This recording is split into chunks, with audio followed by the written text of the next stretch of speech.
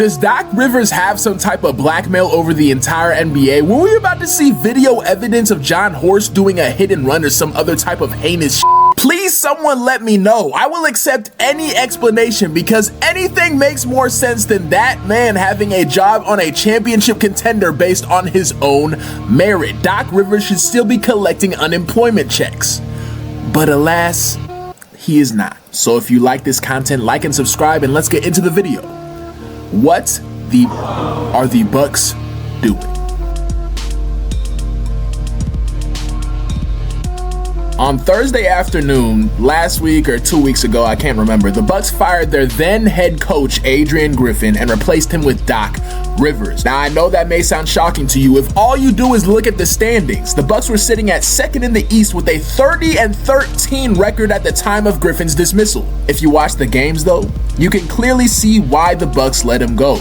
This team simply wasn't going to win a championship with the way he was coaching. Their offense, though top 5 in the league, is a bit one-dimensional. To me, it always seems like before each game, all Adrian Griffin does is beg Giannis and Dame to go off. Just, Giannis, Dame, can you score for me real quick, please? And defensively, they are atrocious. I'm sorry, having a bottom 10 defensive rating when the Greek Freak and Brook Lopez are on your team is unacceptable. Brother had the study guide and the cheat sheet and still failed the test. Explain that to me, please. So yes, while the Bucks look decent on paper, if they continued without any change, I think they would have been primed for another playoff blue ball session. Now, I know what you're saying. Shouldn't the Bucks be getting some credit then for firing their head coach even when things looked okay on paper? And I say no. They should not be getting props because they shouldn't have hired him in the first place. Not because we knew he was bad, but rather because we did not know if he was good.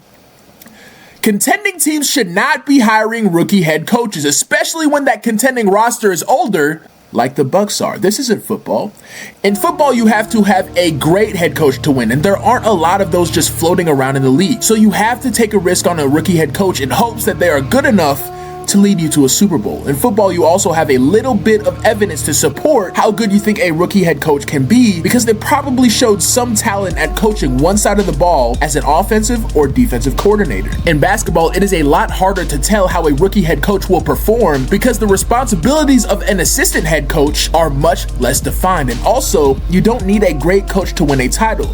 You really just need a pretty good one. And there is an abundance of those in the league. First off, the fact that they did not at least make an attempt to get Nick Nurse, who I have said for years is everything people thought Brad Stevens was, is frankly a little bit alarming. I think if he was coaching this team, they would be neck and neck with the Nuggets. But as I said earlier, you don't need to have the best coach in the league to win a championship.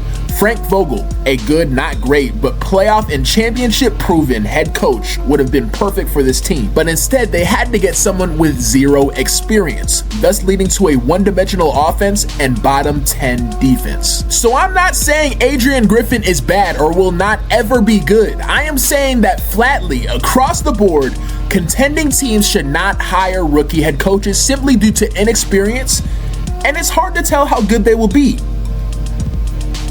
Do you know what's worse than hiring a coach who we aren't sure about, though? Hiring a coach who has a file filled with 20 years of mediocrity. I heard someone say this about Mike Tomlin, and I disagree with it when it's said about Tomlin, but I think this 100% applies to Doc Rivers. Doc is either the worst bad coach of all time or the best terrible coach of all time, and I would tend to lean to the latter. I'm sorry, Bucks. Y'all cooked, y'all fried. 1 second. I'm getting a call. Hello, KFC, can I take your order? Yeah, let me get the Milwaukee special with the biscuit, please. Y'all thought losing in the first round was bad? Doc Rivers eats first round losses for breakfast, upsets for lunch, and blown 3-1 leads for supper. Glenn Rivers has the most blown 3-1 leads in NBA history. When his team doesn't have 3, potentially 4 Hall of Famers, he has never made a conference finals. You heard me right. Doc Rivers, in the quarter century he has coached, has made the conference finals twice. And that is with the likes of T-Mac, Paul Pierce, Ray Allen, KG, Rajon Rondo, CP3, Blake Griffin, Kawhi Leonard, Paul George, James Harden, Tyrese Maxey, and Joel Embiid. I've said it before and I'll say it again. I know I have maybe 1% of the basketball knowledge of these NBA GMs, but when I see a move like this, hello Hello, Bucks front office. Here's my resume and reference list. Like, I don't understand how a team trying to win a championship can employ this man. This man is a Hall of Fame choke artist. If I was a Bucks fan, I honestly would have rather kept Adrian Griffin, because at least we can hope he'll figure it out. We know Doc Rivers will not. I know he's a very nice guy, but frankly, I don't care. My grandmother is the nicest woman I have ever met in my life.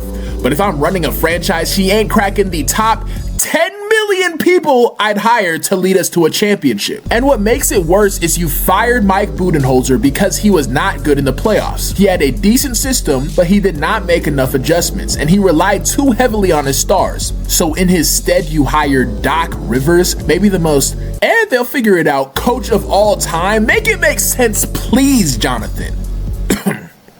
I'm sorry. So do I think this makes the team better or worse? Maybe like a little bit better. Doc's greatest attribute is that he has a lot of experience, so I expect the defense at least to get a bit better. But I'm sorry, Bucks, if you go against the Pacers or the Heat, it may be scary hours. Y'all are better than them both, but those teams are both very good, and those would both be series tailor-made for a legendary Hall of Fame Doc Rivers choke job. Am I saying y'all cannot win a championship? No. Giannis is too good. He has been having up to now what some might call his best season, averaging his most points on, oh my god, stop, levels of efficiency. If you've watched the games, you can see that this Giannis is the most aggressive Giannis we may have ever seen, which is saying a lot. Dame is too good, averaging his usual 25 points per game with shot difficulty so high that it makes even his own teammates upset. And their supporting cast with Lopez, Middleton, and Portis is more than adequate. You guys still can win a championship. Signing Doc Rivers, though, just creates a few more problems than it solves. Now, there are things you guys can do to mitigate this. Even though I don't think Griffin was doing a good job on the defensive end, he wasn't exactly set up to succeed. Just look at y'all's perimeter players. Damian Lillard, cone drill. Malik Beasley, cone drill. Cameron Payne, excuse me. Pat Connaughton, okay. Your best perimeter defenders are Andre Jackson, a rookie second rounder who may legitimately be y'all's best defender, Marion Beauchamp, a sophomore who has shown flashes of being a solid 3-and-D player, and Jay Crowder, a player in the process of fossilization. I mean, if y'all get like 2 more solid defenders who are at least neutrals on offense, I think that will drastically improve y'all's chances. If the Bulls are even thinking about being sellers this trade deadline, I am calling them up and begging them to give me Alex Caruso or Ayo Dosunmu. Both will be revelations on this team. Those 2 players are a bit pricey though, especially AC. So if you are looking for more of a budget player, I'll throw out Matisse Thybulle on the Trailblazers. Matisse is one of the best perimeter defenders in the league. His main issue has always been that he was a negative on offense that always got exploited in the playoffs. If you've been paying attention to his gameplay though, and I don't blame you if you haven't, he's been on the Portland Trailblazers, but if you've been paying attention, you notice he's developed a little on offense. I wouldn't call him a plus quite yet, but he's at least improved to the point where his offensive deficiencies don't negate his defensive impact, in my opinion. And I think his offensive deficiencies would be masked even more being on a team with Giannis and Dame. Now, do you have to trade for these guys? No. Was that Matisse bit kind of just included so I can plug the next episode of Sweatshop OT about role players on mid teams that a contender should trade for? Maybe, but I think the Bucks just need to trade for a couple people like these guys, and it will drastically improve their championship chances. Even if they do get one of these brothers though, Doc Rivers will still probably find a way to choke. With that, thank you for watching. Let me know what you think of this transaction, and as always, stay sweaty, ladies and gentlemen.